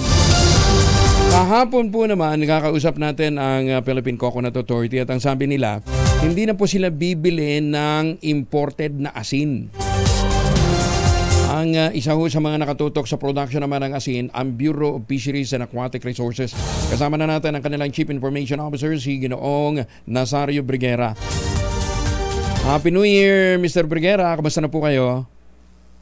Yes, Kong. Happy New Year po at Happy New Year sa lahat po na nakasubaybay sa inyong program ngayon. May specific program ho tayo, di ba, sa asin production, sa salt production? Yes, sir. Actually, nagsimula pong magkaroon ng programa nito ang Bureau of Fisheries and Aquatic Resources noong 2022 po, no? Naglaan po ng pondo. Kasi talaga kung titingnan natin, wala po talaga supposedly sa mandato namin. Before, wala po talagang tumututok dito sa salt industry, no, sa mga government agency. But since nakita namin, ahensa na may pinakamalapit na mandato talaga is PFAR, so nagkaroon po ng pondo ito sa initiative ng Department of Agriculture. At nung simula po noong 2022, nagkaroon na po tayo ng mga initial assessment, evaluation ng mga beneficiaries ng project, nakapagbigay na rin po tayo ng mga post-harvest equipment materials, at nakapag-upgrade na po tayo ng mga 60 units ng salt storage and warehouse. Ang kagandahan kong kasi may ngayon nasa Senado na po yung Senate Bill 2243 at ito po aprobado na sa third and final reading na kung saan talaga po ay ma-identified ang DFAR na saan po talaga manguna pagdating po dito sa salt industry. So talagang may batas na nasasaklaw doon. Sa ngayon, ano? Malapit na po maging batas. Sa ngayon, magkano ang pondo na nakalaan for salt production, Sir Nas? Actually, noong 2023 po, ang ipinilabas is nasa 100 million pesos. Magkano? Galing po ito sa 100 million po. Kaliit pesos. naman. Kaliit naman. Initial pa lang po yan ako kasi nasabi ko nga, ito yung instance na kung saan talagang in-identify ang DFAR muna to actually initiate initial programs. Kasi ito yung mga panahon na lumabas yung issue na talagang majority ng ating salt production ay imported. I mean, yung supply natin ay imported. So, at basically naman, nakita natin na nagkaroon ng parang inadequacy in terms of support, no, support industry. At ito po ay binigyan naman ng atensyon kaagad ng pamahalaan at ito nga nagdaan ng pondo at isinulungan itong panukanang batas at ito po ay positibo tayo na maaprobahan na. So kapag ito po ay naaprobahan na, so mas magkakaroon na po talaga ng kakayahan ang DFAR para po mas maisulong pa yung mga programa para po sa pagpapalago, pagpapaunlad nitong industriya po ng ating ating bansa. Gaano karami ang salt bed natin ngayon, Sir Nas? May information tayo? Actually po, patuloy po yung ginagawa natin yung assessment. Sabi ko nga, sa ngayon po ay meron na tayong na-profile ng mga 327 individuals, 29 groups, so total of 356 individuals ang nasa industriya.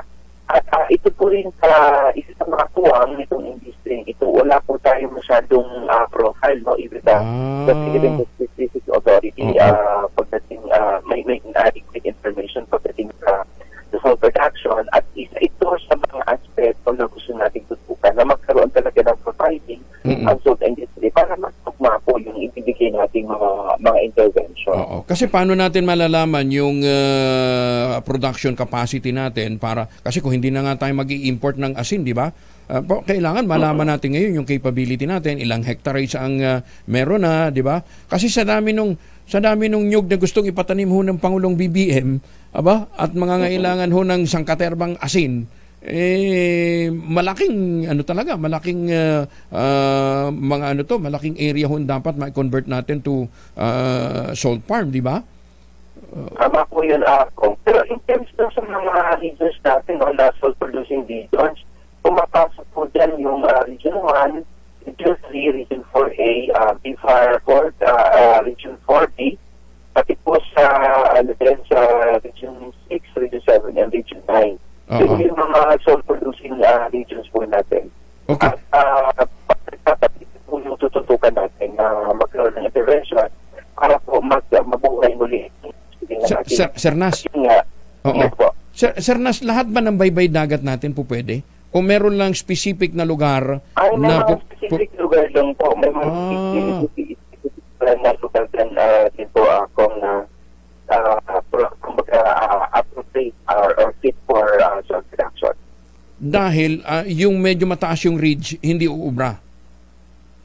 May mga factors po dyan, yung salinity level, yung gano'n. Iba po kasi yung ang ginagamit din yung yung ating mga brackish water fish ponds, no? May mga season na lang fish production, for example, ay ipakonvert muna nila ito sa salt production, for example, dyan sa Dasut Pangasinan. Nakita natin yung mga fish ponds yan, may mga season na nagiging salt production bed talaga yung kanila mga fish ponds, yung mga brackish water fish ponds. Iniisip ko kasi kung halimbawa ang mga area halimbawa na yung mga coastal area halimbawa siguro mga several kilometers away from the coastline na kino-convert na ngayon for solar, 'di ba? Baka po pwede yung ilalim niya, 'di ba?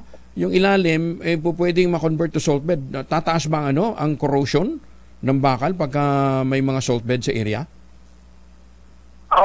May mga specific may mga specific kind of methods dapat gamitin po kung di ako nagkamali sa salt production po.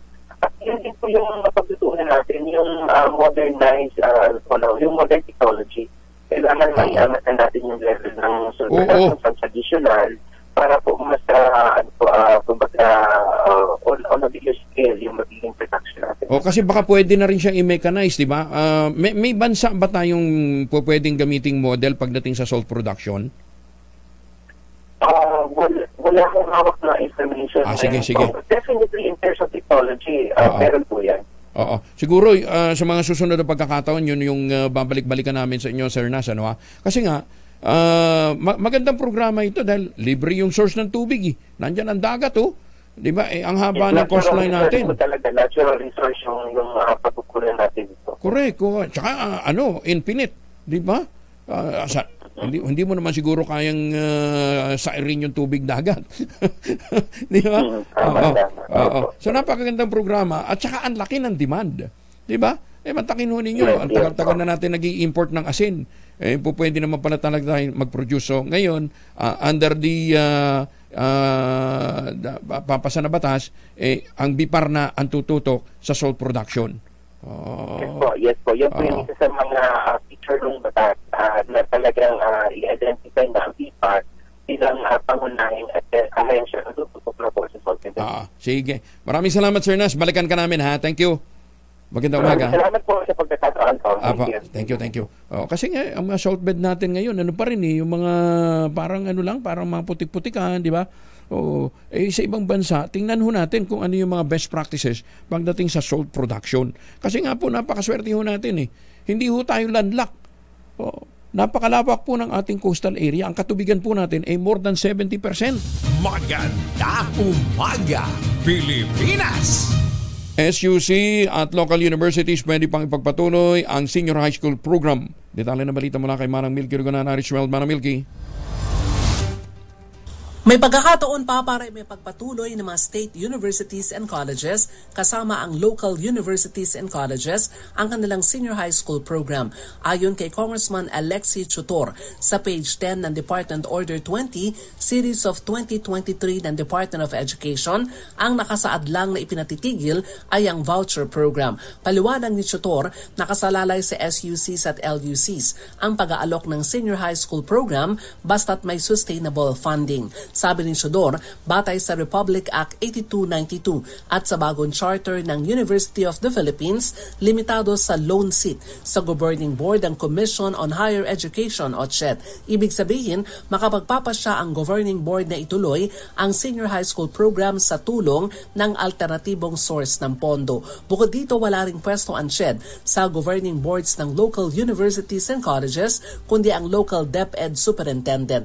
Gayunman, aminado si Chotor na iilang SUCs at LUCs lamang ang may kakayahan na ituloy ang programa base sa kanilang pondo.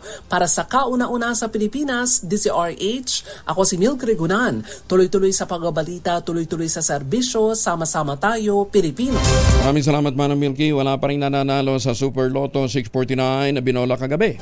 Buon sa rito, inaasahang mas lalaki pa ang jackpot ng jackpot prize ng Super Lotto na umabot na ng 525,095,061 pesos. Batay sa anunsyo ng PCSO, lumabas sa draw kagabi ang winning combination na 34, 04, 17, 28, 11 at 30. Gagawin sa susunod na araw, ang susunod na draw pala ng Super Lotto 649 ay bukas, Sabado, January 6. Dating child actor na si Giro Manyo, ibinenta ang kanyang Best Actor Trophy. Hala, sinong bumili? Alamin natin mula kay Gorgie Rula. Gorgie? Maraming mga netizens ang naawa sa dating child actor na si Giro Manyo nang ibinenta nito ang urian Best Actor Trophy niya sa Pinoy Pawn Star na pag-aari ni Boss Toyo. Nasa YouTube ni Boss Toyo ang pagbenta ng aktor ng kanyang tropeyo na kung saan ay pinresyohan niya ito ng 500,000 pesos pero nagkatawaran hanggang sa nagkasundo sila sa halagang 75,000 pesos. Hininga naman ang reaksyon ng isa sa miyembro ng mga manunuri na siyang namigay ng urian awards na si Butch Francisco at hindi naman daw siya na-offend sa ginawa ni Giro. Natuwa pa raw sila dahil sa nakatulong pa ito sa dating aktor. Marami ang tumulong noon kay Giro nang napariwara ito. Ipinarehab pa ito sa Bataan at nagtrabaho pa siya roon pero tila may problema pa rin ito kaya pinag-usapan na naman sa social media kung sino pa kaya ang magtitigang tumulong dito sa dating child actor. Maaaring may problema pa rin ito sa kanyang mental health kaya sana ay mabigyan pa raw ito ng atensyon na maayos at maibalik sa dating sigla ang kanyang acting career. Mula sa kauna-unahan sa Pilipinas, DZRH, ito po si Gorgie Rula, tuloy-tuloy sa pagbabalita, tuloy-tuloy sa serbisyo, sama-sama tayo, Pilipino. Maraming salamat, Gorgie. Kaya kayo ha, huwag kayong papasok sa drugs ha. Ay, susming buhay talaga.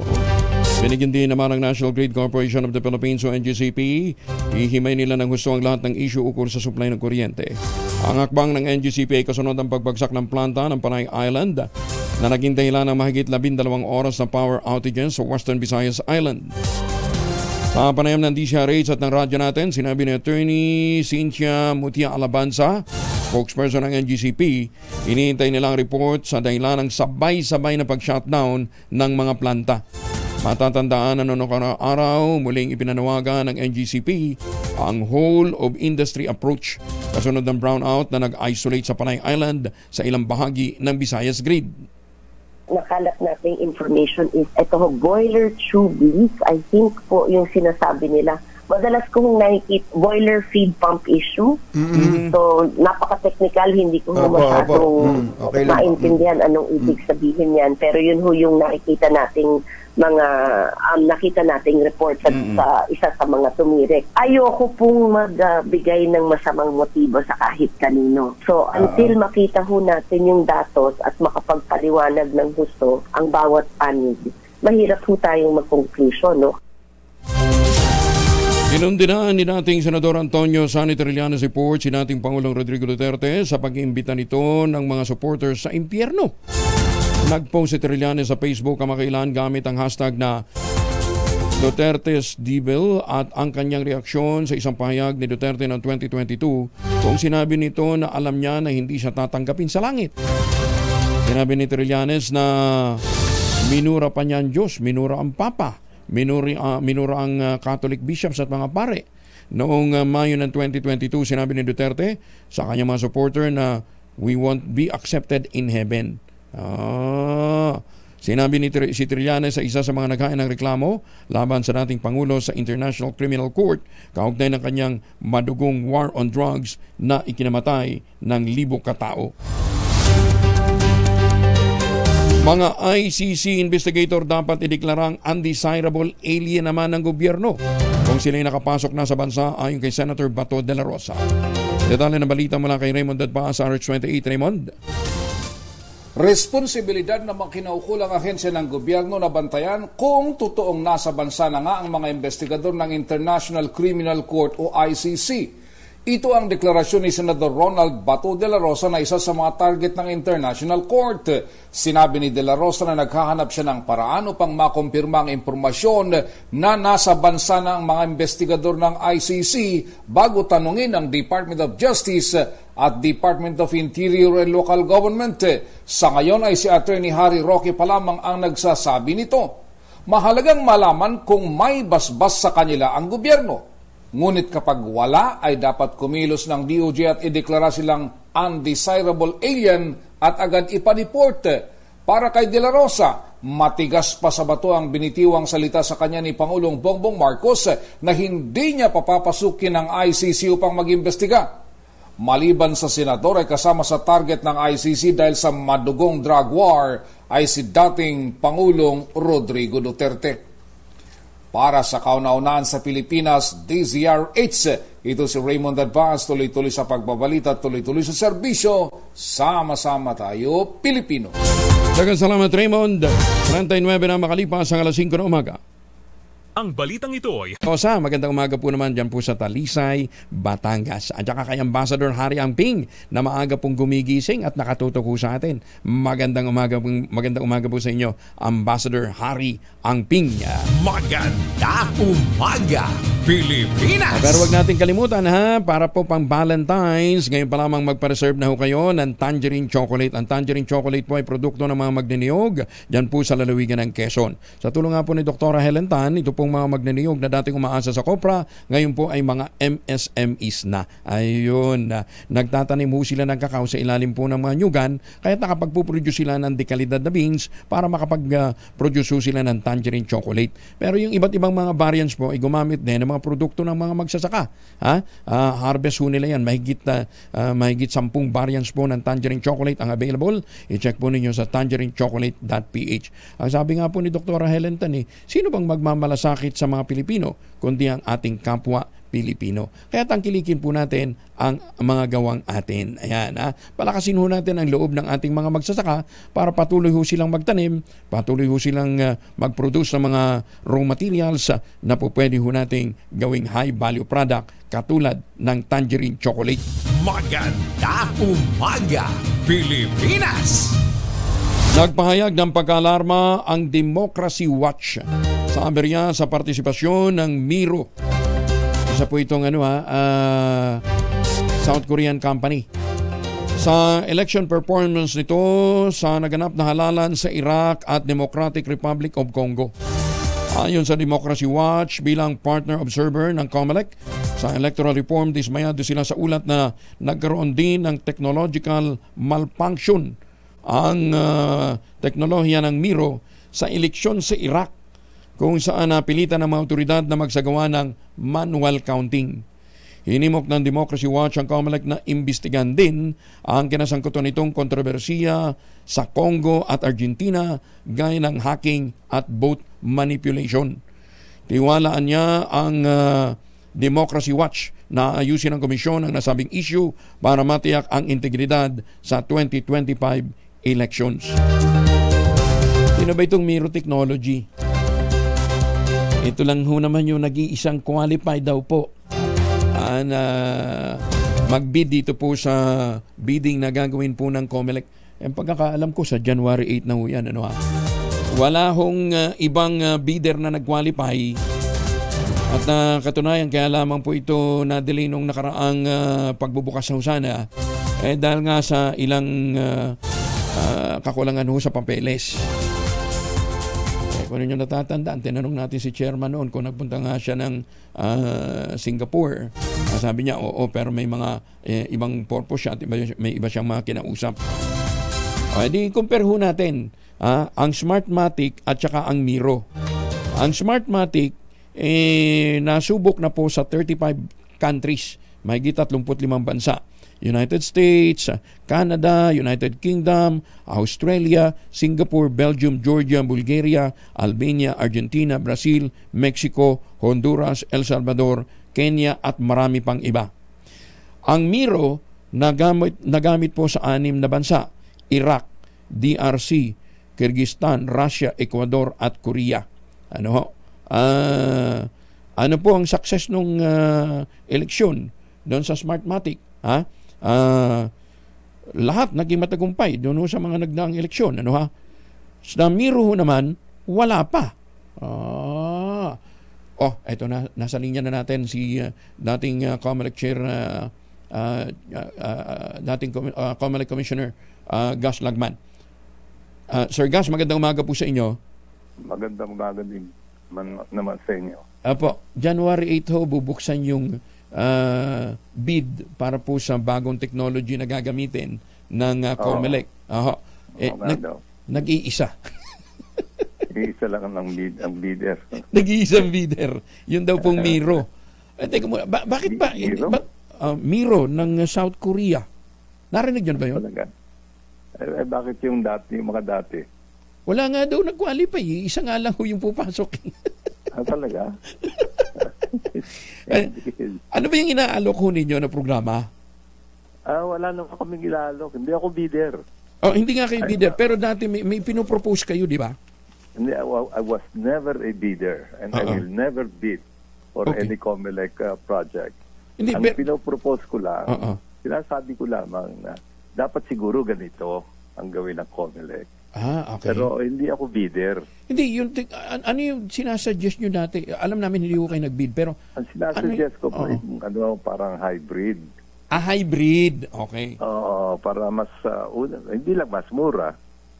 Yung kanya sa 18 billion yung Smartmatic, yung sinasabi ko, kung yun ang susundin nila, baka mga 2 to 4 billion lang. 2 to 4 billion. Tapos, Filipino technology? Oo naman. Yeah. Bakwan lang, laptops. Hindi ba yun natingnan? Hindi ba yun nasilip dito sa ongoing natin? Binigyan ko sila ng kopya nung sinasabi kong solusyon sinagot ako, sabing gano'n, nilagay daw nila sa library. Hindi ba lang sinabi sa akin? Anyway. Explain ano itong sinasabi mo. Wala man lang gano'n, nilagay daw nila sa library. Hindi kasi medyo kinabahan tayo dahil ang sinasabi nila, nag-iisang bidder tong Miro. Pumalpak pala ito sa Iraq. Gano'n? Sa halip na bakit yun ang sa halip na maging electronic, nag-shift yun sa manual count. Alam mo, kung bubuksan lang nila ang kanilang pinto, marami namang mga pwedeng tumulong sa kanila, gaya namin, na mawala namang interest na mag-bid.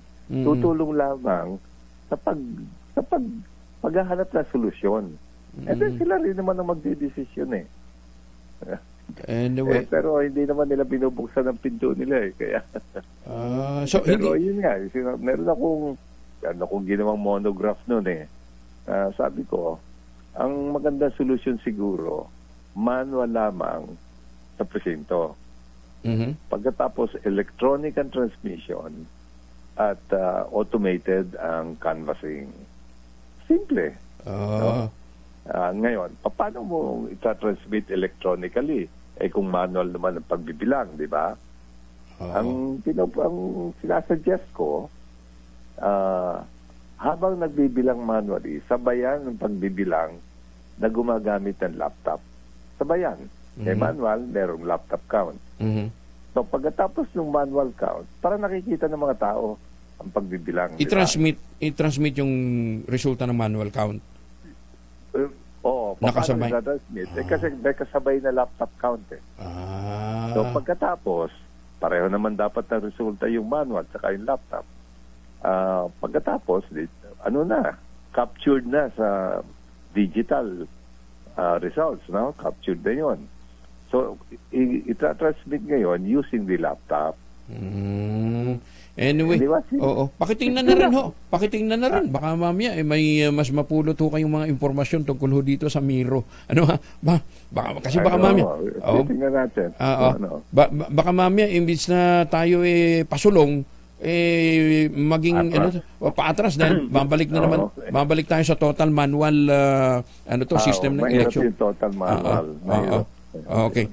Sir Gas, maraming salamat po. Thank you. Okay. Magandang umaga. Si Ginoong Gas Lagman, dating commissioner po ng Commission on Elections. Magandang umaga, Pilipinas! Infrastruktura sa enerhiya, turismo at transportasyon tinukoy na potential sector para sa investment naman ng Maharlika Fund. Detalye ng balita mula kay Let Narciso, RH14. Let, good morning. Tinukoy ng Maharlika Investment Corporation ang mga sektor na maaaring paglagakan ng investments ng Maharlika Fund. Sa inaugural board meeting ng MIC board members, iprinisinta ni MIC President and Chief Executive Officer Rafael Consing Jr. ang potential sectors tulad ng infrastruktura, oil, gas and power, agroforestry, industrial urbanization at mineral processing. Kasama rin ang turismo, transportasyon at aerospace and aviation. Ayon kay Consing, ang mga nasabing sektor ang magbibigay daan sa pagkamit ng multi-generational commercial, economic at social development value creation sa pagpapalago ng Sovereign Wealth Fund. Sinabi naman ng Department of Finance na gagamitin ng investment sa Maharlika Fund para mapabilis ang pagsasakatuparan ng halos 200 high-impact infrastructure flagship projects ng Administrasyong Marcos. Para sa kauna-unahan sa Pilipinas, DZRH, ito si Let Narciso, tuloy-tuloy sa pagbabalita, tuloy-tuloy sa serbisyo, sama-sama tayo Pilipino. Maraming salamat, Let. Armed Forces of the Philippines walang nakikitang masama sa pagpapatrolya ng Chinese vessel. Kasabay naman ang joint drill ng Amerika at ng Pilipinas sa West Philippine Sea. Detalye ng balita mula kay Edniel Parosa, RH52. Edniel. Good morning, Kuya Angel. Tinawag na tagumpay ng Armed Forces of the Philippines ang ikalawang Maritime Cooperative Activity o MCA ng Pilipinas at Amerika sa kabila ng pagbuntot ng ilang Chinese gray ship sa lugar. Pero ipinagpaglamang ng AFP ang shadowing activities at sariling patrol ng Chinese vessels kasabay ng joint drills sa magkaaliadong bansa. Ayon kay AFP Public Affairs Chief Colonel Sergio Trinidad, posibleng nagkataon ang pagpapatrolya ng China coincidence lamang na nakasabay nito ang mga MCA ng Pilipinas at US Indo-Pacific Command. Wala umano nakikitang problema ang AFP lalo't hindi naman ginulo ng Chinese vessels ay kalawang joint patrols ng dalawang bansa na nauna nang isinagawa ng huling quarter ng 2023. Nauna natin ibinalita na hanggang sa huling araw ng MCA kahapon, nakasado o nakabuntot ng China sa mga barko ng Philippine Navy. Batay sa pahayag ni Trinidad, sa hiwalay na mga assessment, itinahayag ni AFP Chief of Staff General Romeo Bronner Jr. na napataas ng katatapos lamang na MCA ang kakayahan ng dalawang armed forces na rumesponde sa anumang banta sa karagatan. Para sa kauna-unahan sa Pilipinas, DZRH, ito si Edniel Parosa. Tuloy-tuloy sa pagbabalita, tuloy-tuloy sa serbisyo. Sama-sama tayo, Pilipino. Magandang umaga, Pilipinas! Ay, good news muna tayo. Extended hanggang January 15 ang grace period na binibigay po ng Westchester Realty bago ho sila magpatupad ng price increase. Kaya para ho doon sa mga gustong magkaroon ng magandang bahay dan ho sa Central Luzon, ay puntahan ho natin yung mga proyekto po ng Westchester Realty. Pinakamura na po itong ready for occupancy units.